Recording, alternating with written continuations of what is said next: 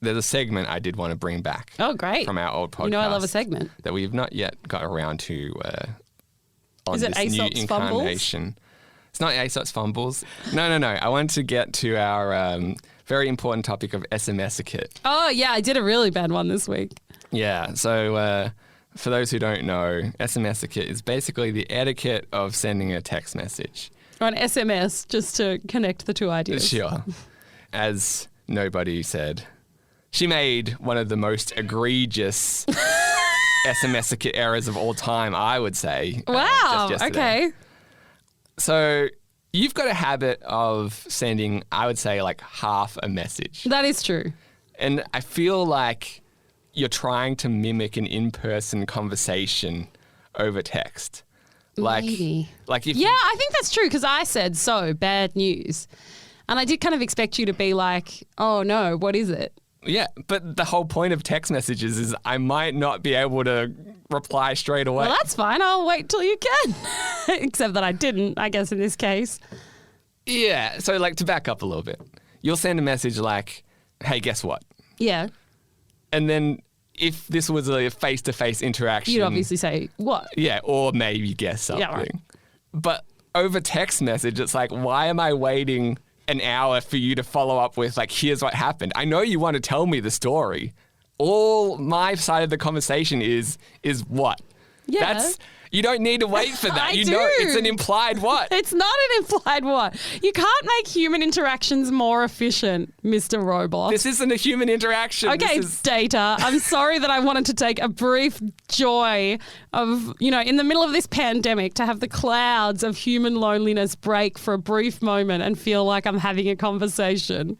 You're just wasting time. Is what you're doing. Like I said, I'm sorry that I don't make human interactions more efficient. You should be. Okay, I am. And so for the guess what, I find it annoying, but at least it's like, okay, what? I'll play along with I your find it annoying. little game. Your little game known as having a conversation with a fellow human But it's being. not a conversation because if it was in the middle of an existing text exchange where we're like going back and forth. Yeah. And, there's a reply every like minute or so. But you're pretty quick in general. In general, but not always. Yeah, so then next time you can reply what? And then I'll tell you an hour later.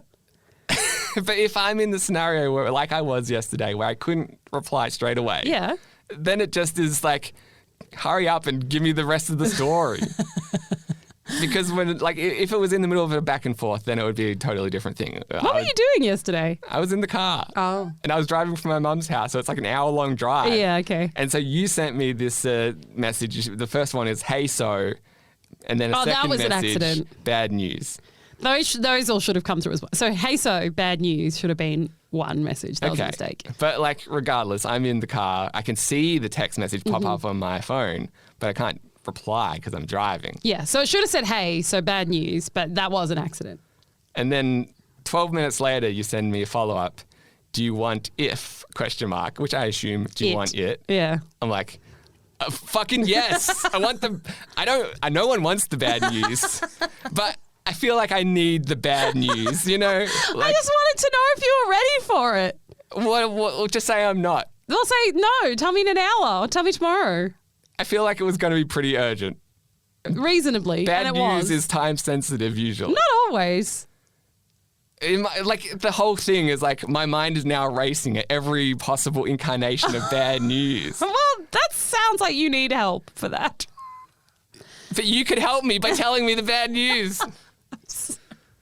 And then 5 minutes later, would it help if I gave you a rating of the bad news? So if I said, hey, Ben, bad news, and then the next, hey, so bad news would have been the one message. Hey, so bad news, and then put in brackets, small bad. That would have been better, yes. Okay, I'll do that from now on. But you know what would be even better is if you could just tell me the bad news right off the bat. So what I actually meant to write, so that is particularly bad, but what I meant to write was, hey, so do you want the good news or the bad news? I always want the news. Just tell me the news, regardless of whether it's good or bad. So I was meant to say, do you want the good news or the bad news? So that's where it got all fucked up. That's what you were trying to say? Yeah. In nowhere in there does it mention good news. I know. What was the good news? It was meant to, hey, so do you want the good news or the bad news? But instead I said, hey, so bad news. Do you want it? Well, you say, do you want if? And then I'm like, in my mind, I'm like, fucking nobody. Yes, I want it. And then she sends me another message 5 minutes later, and I'm like, oh, thank God. She's like, she's just not waiting for my response. Right. Finally, she's realized I'm not going to say yes, no, give me the bad news, whatever.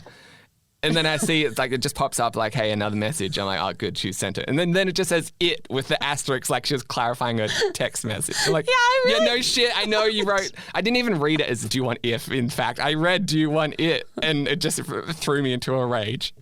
Yeah, I really fucked that up. So the whole thing, the hey, so bad news, do you want it, was meant to be, do you want the good news or the bad news?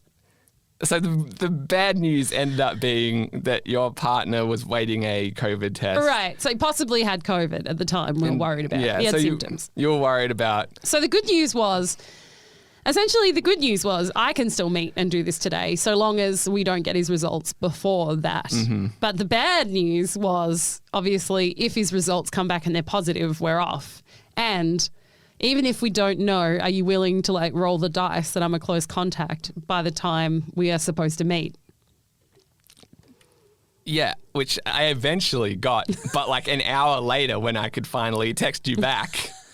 Well, it can't be that bad. I'm texting you. It was a harrowing car ride. Really? Because I feel like I'm not going to text you terrible news. No, I thought like my gut instinct was like, oh, you're not going to be able to make the podcast today. Yes. And we'd already rescheduled from yesterday.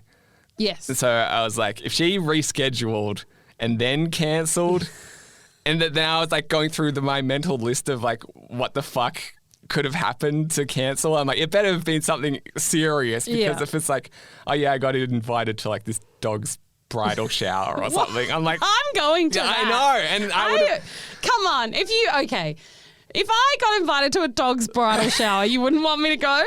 The material's going to be a lot better. Not if you had already arranged to. No way. Because you've got one podcast, but you've really shot your next episode in the foot. You've cut off your nose to spite your face, because we would be dining out in a dog's bridal shower for a whole episode. Even so, I'm just saying, I was like, what flimsy excuse did she come up with? And then I'm like trying to rack my brain, and like, it just goes places, and it's like, I'm not going to text you if my arms have been cut off. I don't know. Or my partner died. I'm like, maybe she died. Maybe I'm dead. I don't know the level of bad news. So all I know is there's bad news. That feeling lately that Midnight Crisis.